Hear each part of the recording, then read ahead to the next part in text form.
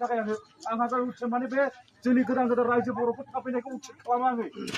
बै माबा इउपिएलनि बायदि खालामनाय नङा बै बिपिएफनि बायदि खालामनाय नङा जोंहाथ' ट्राइबेलफ्राव गैला जों मोनथाय जेराव खिथाना जों हाग्रा लिसु सिफाय नङा बे जोंनि खोथा जोंहा बेखौ मा दरखार जोंहालाय जोंहा होखारनांगौ सोरखौ होनांगौ जों मानो गावनि मानसिखौ होखारनो बेसो खोथा सिदा खोथा आफाय जों थाबै आरो हायबा गासिबो दस्रानिफ्राय लाबोनानै दोनफैजोबनांगौ जों सिदा खोथा बेसेबां हाय लाबोनो हाफै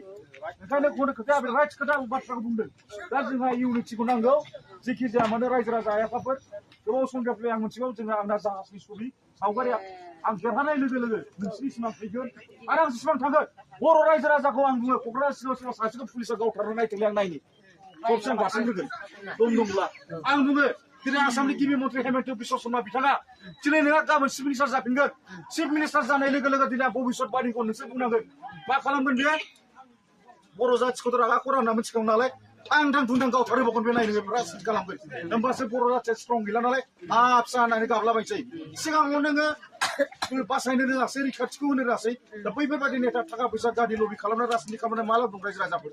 गतिके बेनो टाइम थासेयावनो जुदि जों सोलायनो रोङाब्ला जों गावखौनो जुदि होबथानो रोङाब्ला ओंखायनो होनदों आङो इउपिपिएल बिपिएफ खालामना बबाव गेलेयो देरहा होजोबा हाजोबा बोथिया एटलिस्ट बर'नि रैखाथि रक्षना बेखना होनो थाखाय क'क्राझार कनस्टिटुवेन्सिखौ दिनै आंखौ आं बायदि बारसोमनो हानाय जुदि क्षमता दंबा आबो सिउलिया बारसोमथालाय नायना सोरबा गाज्रि नेताफोर मिनिस्टारफोर गैया हायोब्ला आं गोदोना हासुना थैगोन नोंसिनि उनाव हायाबसो दम गैया लाक्जारि स्टेट गोजौनिफ्राय देखायबोनाय थाखा फैसाजों अजस्त्र सम्पतिजों देरबोनाय थाखा फैसाजों बासायनो हाया रायजो राजाफोर दा बे खोथाखौ आं दुखु मोननानै बुंदों आङो दिनै 8 मासनिफ्राय केम्पेइन खालामगासिनो दं नोंसिनाव ओंखायनो गामि ओनसोलाव सों आंनि नामखौ जुदि गाज्रिब्ला गांसे भट दाहा नोंसोरनो आं बे बाथ्राखौ बुङो आङो जेरै नोंसिनि थाखाय आं फाइट नांगोन हाजासे नोंसोरो ससियेल मिडियायाव नाय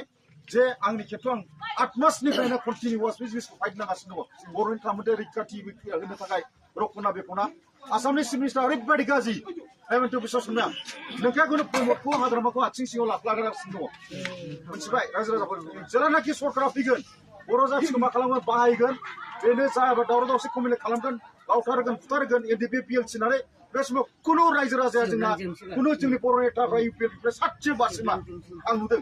होमबा जोंहा बेखौ साननांगौ मोनसे जोंनि सरकाराव फैबाय गतिके नोंसिनि भबिष्यत नोंसिनि ट्राइबनि भबिष्यत जोंहा थामोन्थाय बोरै थांना थानो हानो थाखाय बे जिनिसखौ जों नांनांगौ आरोखि जेखि जाया मानो जेखि पार्टि खालामा मानो आं बे बाथ्राखौ बुंदों आरो जाय आंनि बाथ्राखौ नोङा होनो बे जोंसारा जन'खौ बिथाङा प्रटेकसन होदोंना होआखै होननानै होआखै होनोब्ला नोंसोर आंखौ सेन्देल प्रिअ नेक्स्टआव फैयोब्ला इलेक्सनाव आं गंसे बाथ्रा बर' हारि दुलाराय बर' आसामनि जेला सौदियानि माबानिफ्राय सम्पतिसिम